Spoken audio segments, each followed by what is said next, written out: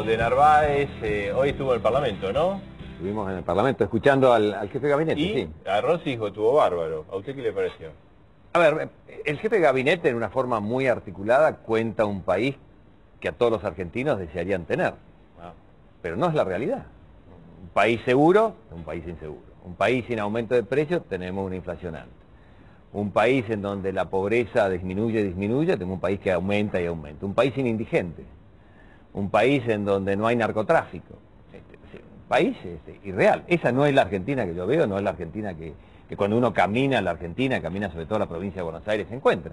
Entonces, de ese relato se desprende una mirada totalmente distinta de la realidad. Entonces es muy difícil congeniar en un diagnóstico tan distinto de la realidad. Entonces cuando se abordan los problemas, se abordan desde una perspectiva distinta. Pues hubo, bueno, algunos incidentes, algunas chicanas, que creo que no le hacen bien a la política. Creo que la sociedad, la ciudadanía espera de un parlamento, precisamente un debate amplio, profundo, con las diferencias que puedan haber. Pero honestamente, primero, me parece que hizo bien en ir, el jefe de gabinete tiene la obligación de ir, pero encuentro un diagnóstico y una mirada del oficialismo, de alguna forma, recién el diputado Rossi lo ratificaba, distinta de la realidad que uno sabe y conoce que es así. ¿Y qué realidad ve usted? Mire, nosotros tenemos un país que tiene una economía que a pesar del gobierno está funcionando bien, bastante bien, para un sector, pero tenemos el 50% de los argentinos sin posibilidad de progreso. Este es el drama de nosotros. No podemos construir un país para la mitad y para la otra mitad no mirarlo. ¿Qué digo progreso? No es solamente un problema de ingresos la pobreza, es la seguridad, las otras seguridades. Ahora estamos todos convencidos y conscientes de que tenemos un problema de inseguridad. Pero Marcelo, la seguridad de poder tomar agua potable, que para nosotros tres es casi un acto reflejo, no se nos ocurre que este vaso de agua no puede tener agua potable, para 3 millones de bonaerenses no es una seguridad, es una certeza de que el agua que tienen, si la tienen, está contaminada. Entonces, tenemos ese tipo de problemas. Tenemos un país en donde el 40% de los trabajadores está fuera del sistema formal. Eso implica no tener un seguro de desempleo, eso implica no tener una previsión social, eso implica no tener un seguro médico. Tenemos 1 millón de viviendas que nos faltan y por supuesto tenemos el Pero tema el gobierno de la dice que es progresista, que todo eso se ocupa. No, el progreso no tiene nada que ver con el pensamiento y la acción de este gobierno. El progreso es cuando todos los argentinos, no solamente uno, que tienen dinero y pueden, sino todos los argentinos, acceden a una mínima condición de dignidad y de ahí tienen una certeza que es hoy la que falta. Sus hijos pueden ser mejor que los padres. Y hoy la mitad de las familias argentinas tienen certeza de que sus hijos no van a ser mejor o no van a poder progresar. Eso es una condena como sociedad de la cual el progreso de verdad, no un progresismo mal implementado, desarrollado, que es el kirchnerismo, hoy en la Argentina no existe. ¿Usted ha dicho que en el 2011 se termina el kirchnerismo? Sí, sí, porque es una decisión de la gente. Entonces ya se plasmó en la elección del año pasado, decía bien el diputado Rossi, hay que ganar la elección se va a ganar. Estoy convencido que el kirchnerismo termina un ciclo de una forma de gobernar, que no es solamente los Kirchner, es una forma de hacerse del poder para conducirlo desde el Ejecutivo Nacional, condicionando a las provincias y a los municipios. ¿Lo pone a Scioli también en ese pronóstico que hace? Sí, Scioli es Kirchner. Scioli es Kirchner. ¿Quién le ata las manos a Scioli? Él mismo.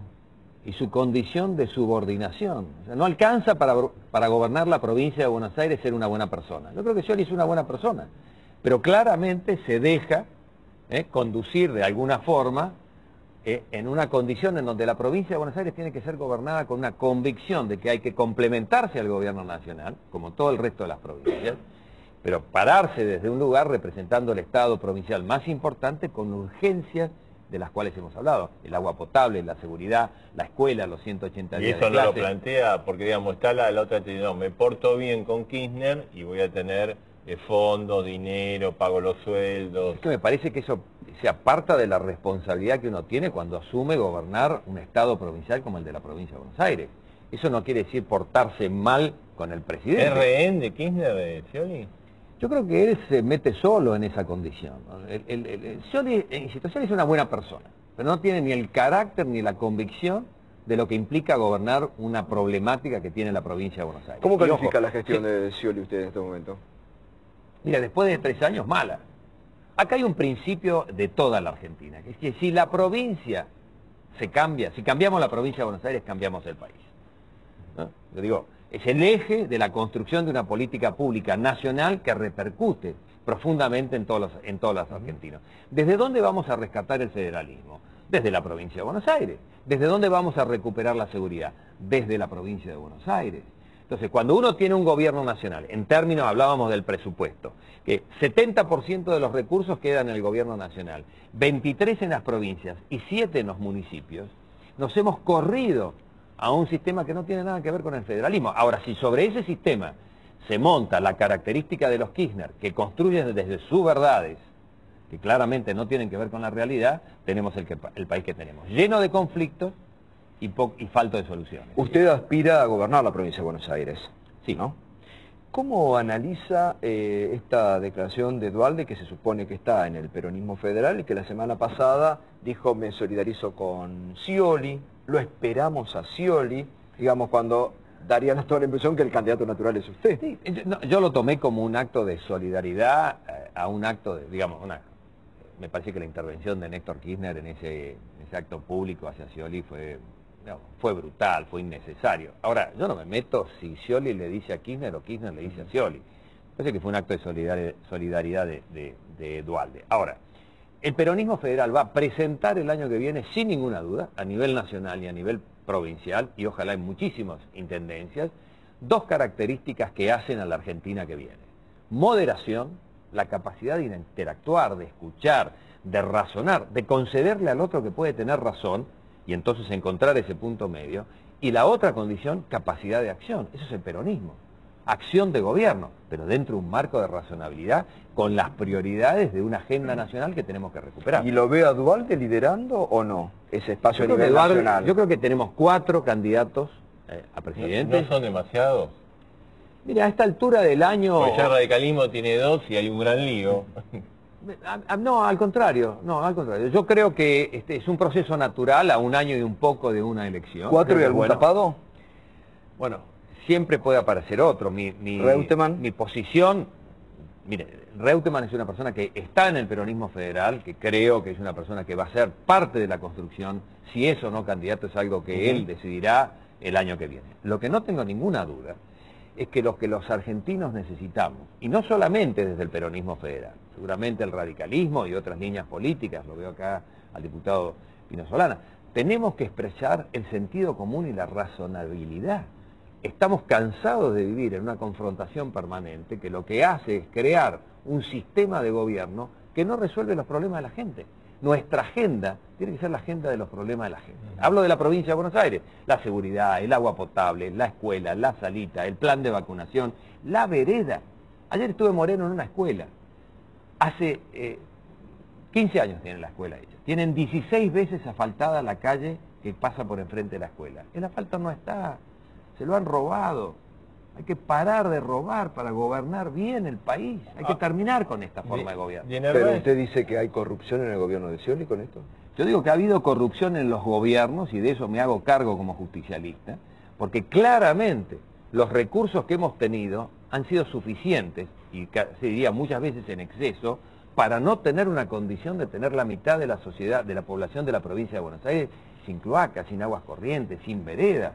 Acá hay que poner las cosas sobre la mesa. Nos tenemos que hacer cargo de que el justicialismo tiene que hacer un reconocimiento de que no hemos gobernado lo bien que hubiéramos podido hacer. Hemos tenido aciertos y desaciertos. Lo que viene por delante, haciendo esa autocrítica, es una forma de gobierno distinta, que debe contener, para mi gusto, al justicialismo y también abrirle la puerta a otras fuerzas políticas. De Narváez, ayer la presidenta en el acto de la Juventud Kirchnerista criticó a la clase media. Criticó a la clase media y creo que hizo un desprecio a la clase trabajadora. Habló de los morochos, de los negritos. Me parece que fue un acto, digamos, una frase muy equivocada, digamos, muy infeliz viniendo de la Presidenta de la Nación. Pero ¿sabe qué, Marcelo? Le digo porque la clase media, digamos, podemos hablar del tema de los índices, pero por ejemplo en tema de materia de precios es una de las más castigadas por los aumentos de los servicios y además no tiene los aumentos salariales que logran los gremios. Mire, ¿no? Permíteme no estar de acuerdo. Cuando uno entra en una despensa, en el conurbano profundo, y encuentra el jabón en pan que cuesta 2 pesos, partido al medio, porque no se tienen 2 pesos, se tiene solamente 1. O la bolsita de azúcar en celofán de 200 gramos porque el kilo ya se fracciona, que es la compra de los 2 pesos, los 3 pesos para llenar la olla de ese mediodía, ni siquiera de la noche. La inflación está haciendo estragos. Entonces, claro, hace estrago en todos lados, pero también en la clase media, digamos. A todos, porque también genera en las clases que tienen capacidad de recursos una desconfianza, que es lo que está... Mire, la economía argentina tiene un problema serio, que es de confianza. Acá hay una enorme cuota de desconfianza. Esto ha generado inflación y una baja inversión. Entonces, cuando mañana veamos el presupuesto, algunas referencias se hicieron, la trampa del presupuesto del kirchnerismo siempre es, digo que voy a tener menos recursos, ¿sí? Después tengo más, digo que voy a tener más gastos de los que voy a tener, y se produce una diferencia que las manejan absolutamente en forma discrecional. De cara a un año electoral, ¿sabe cómo se llama eso? Tratar de comprar voluntades. ¿Sabe cómo se llama eso? No funciona más. La gente no quiere engañada en un gobierno que se convierte en Papá Noel 3 semanas antes o 3 meses antes de una elección porque quieren una forma distinta de ser gobernados y de vivir. ¿Cómo analiza el proyecto de Recalde que presentó hoy en la Cámara de Diputados para compartir ganancias de los empresarios con los trabajadores? Mire, desde lo conceptual estoy de acuerdo, porque además es un derecho constitucional.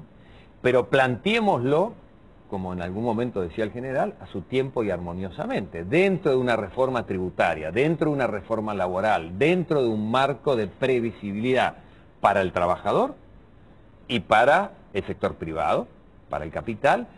Una participación en las utilidades me parece que es lo que hoy puede necesitar la Argentina, otros países de la región lo tienen.